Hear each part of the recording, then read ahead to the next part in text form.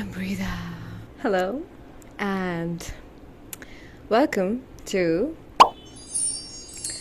And I think in this week, I want to overcome my fear of making you wait. I am so wired to short form content that the minute I make something that is like takes a bit more time, I feel like people might not enjoy it. But if I want to find my community, if I want to find my people, I think they will resonate with it no matter what. Okay, so in this week, we're back to the term acceptance.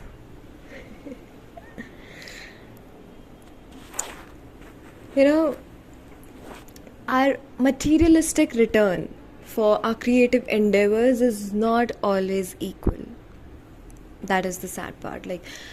You do not always get the input equal to output when you are into your creative phase, when you're doing your creative work.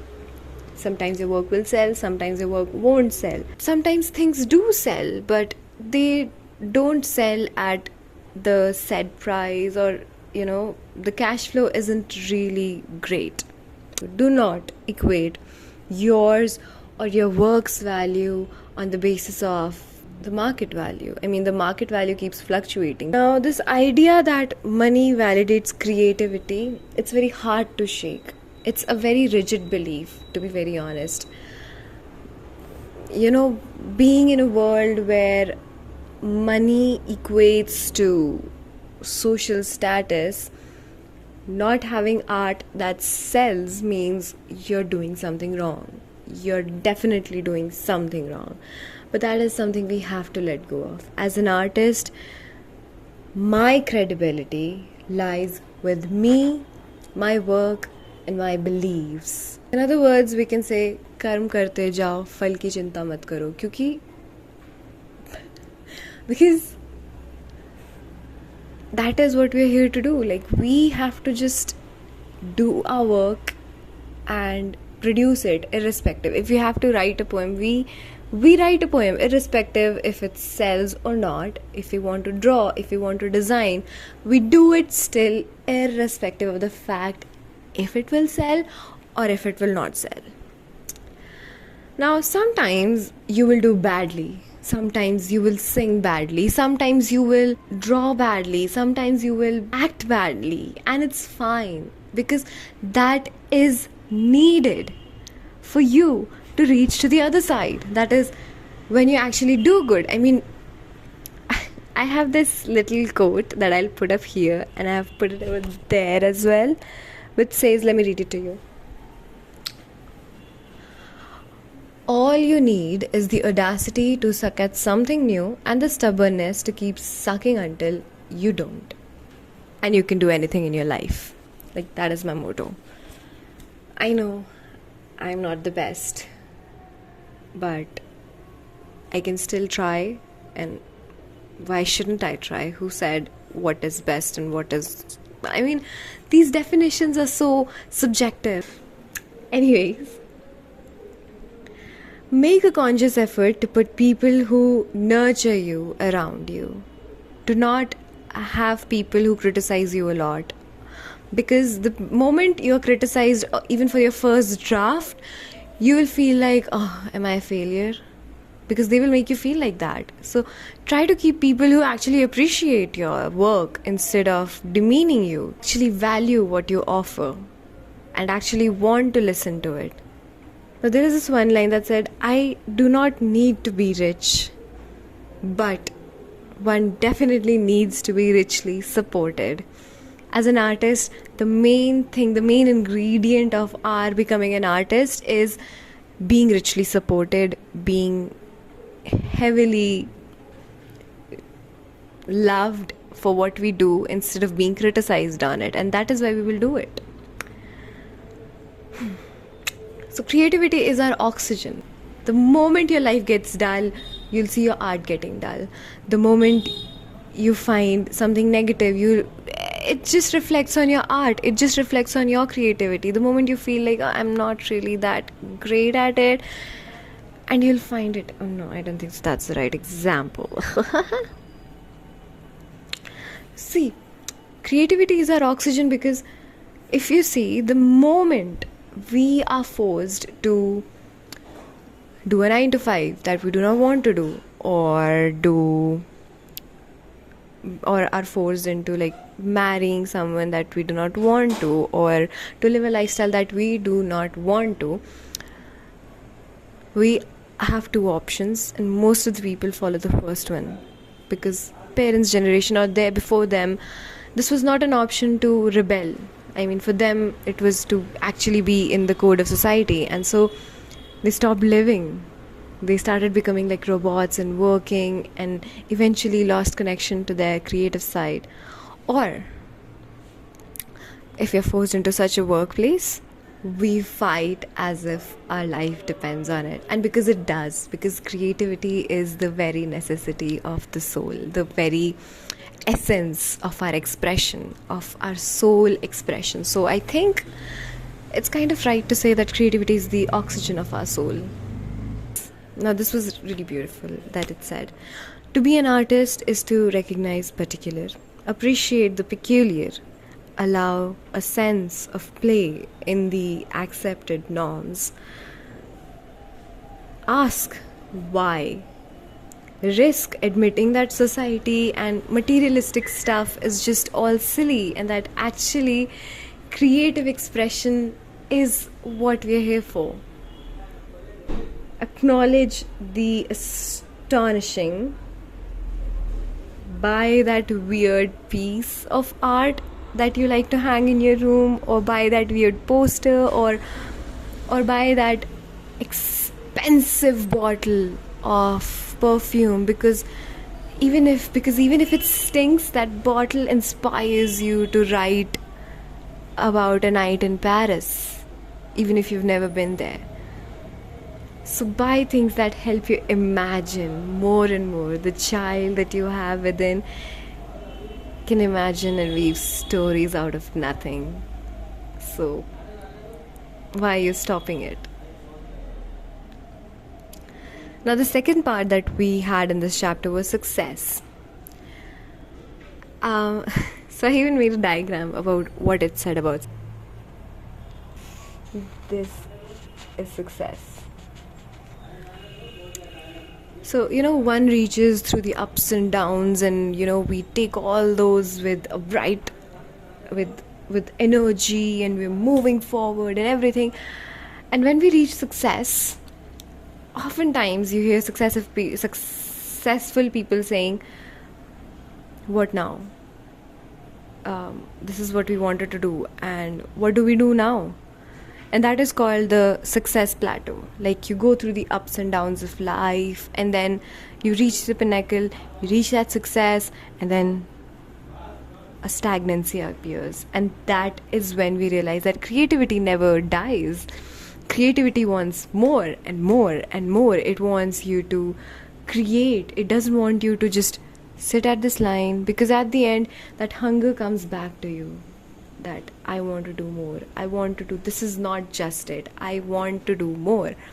And there was this one line that I listened to this podcast, or these episodes by Design Theory. Most of the people, creative people who are like that, like who want to do more and more, they create a company, they get it all worked up, they sell it to a bigger company, and then they work from the beginning, the scratch itself, onto a new project. And that is when you are a creator, when you're not fearful of beginning anew. I mean, it's difficult, I know, like after reaching a point where you wanted to reach, and then letting it all go, and then coming down the steps and letting your ego take a back seat, because you want to be a learner of life. And so you start to create, you begin anew. Success is when you're not afraid to begin anew. I mean, you'll always reach stagnancies. 5 years you'll make a good brand, you'll be really good, you'll reach the success you wanted to, and then you will reach stagnancy. You'll have to start again and again and again, and the cycle goes on, because we always spiral up or down. That depends on how we take the situation to be. what the today's market is expecting, the capitalization of everything is expecting us is to repeat ourselves again and again and again and make this formula that works every single time. But creativity can't be put into a formula. Even if it is, it will eventually run out of the creative juices that it was actually made of, because market keeps changing, and the minute you chase the market, you're gonna drive yourself insane. The trick is to not mortgage your future. Now, the basic understanding of this word for me is that to just not give your entire time to something that pays you well, that will give you a future that you have desired for yourself, because then you're going to be out of life, and when you actually get everything, you wouldn't really want to do anything, because the is sucked out of you by that high-paying job that required you to sell your soul and do whatever you were being told to. Instead, make a balance. Okay, like, don't let one side tilt too much. If you want to have a luxurious lifestyle, do that job as well as try to balance it by taking on that crazy project that you feel is the challenge that you require for yourself, for your creativity. Make that balance. Everything in life, I think, is a balance, and the definition of balance changed for me. Balance for me was a 0 point. That's it. My definition changed when I read that balance is the tension from both the sides that are equal and opposite. Like, I'm being pulled this side and I'm being pulled this side, and if the net force or the force from both the sides is equal, I'll stay in between. The minute one side is more, I'll go whoop, or if this side is more, I'll go whoop. So you see, balance. Create that balance in life, and from balance we come. As much as you're trying to make your creativity, you're working up your mind, you have to play, you have to exercise, because creativity requires action, and part of that action should be physical. Just 20 minutes a day, that's it. Move your body 20 minutes a day and you're fine as hell, because in working up your brain, you also have to work up your, exercise is really important. And in this book at week 11, this is telling me that exercise is something you have to do. And there were a few snippets where it said, there were snippets of people, who were talking about why they exercise, and I am not a very good I'm not very good at expressing myself, so I find lines, words that express me the best and I use them. Okay, so there was this one line that said, I run for perspective, and I couldn't agree more. I would say run or walk. Every time I'm angry, I need to walk outside. I need to see nature, I need to see the vast sky and see different people, because it kind of makes you realize that you're being too submerged into your own world, which you shouldn't be doing. I really love cycling or running or exercising in general, not the exercise where I'm like by the end of it, but that too has its own rewards. Actually, once you do it, so the thing is that the first 5 minutes are really difficult of an exercise. The minute you start doing it, after that 5 minutes, your body actually wants to do it. And by the end of 30 minutes, yes, you will be tired. Yes, you will be dead, half dead, lying around. But the accomplishment you'll feel when that you completed that exercise is insane. So, I love to cycle. Oh boy, do I love cycling. I love cycling because A, transport, it's really good. B, it lets me play with the air. C, I can control the speed. D, it's a non-pollutant. And E, it helps me exercise as well. So, when I'm cycling, I used to cycle back when I was at my job in Ahmedabad, and it was the best moment. The best time of the days was me going from my house to office and office to house, and having the freedom to go anywhere I want, because I had that cycle and I do not have to book a cab or book on a bike and wait for it and it gets cancelled and everything. I just take my bike out and I go ride it out. And every Sunday, or eventually I started going every morning, I would go to this place that's riverfront, and I'd see this beautiful sunrise from there, and I'd cycle, and the weather is beautiful. And I think you should exercise. Never in my life. Future me, if you're watching this, girl, this is your sign. Please exercise. If you're not doing it, even though I never want to stop doing it, but in case you're not, move that body. And it's not like you have to exercise in a certain way, like you have to lift weights or you have to jump and push. You can dance for 30 minutes.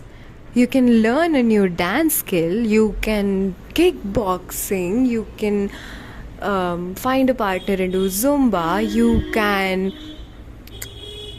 do a lot of exercises. They're not just one or two, okay? So keep exercising, okay?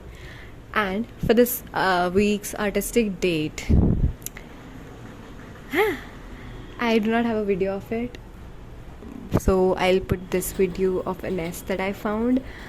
But my artistic date was finally, driving a car. It was not on a simulator, but an actual car on the ground, of course, not on the main road. But we're getting there, so see you next week, and thank you.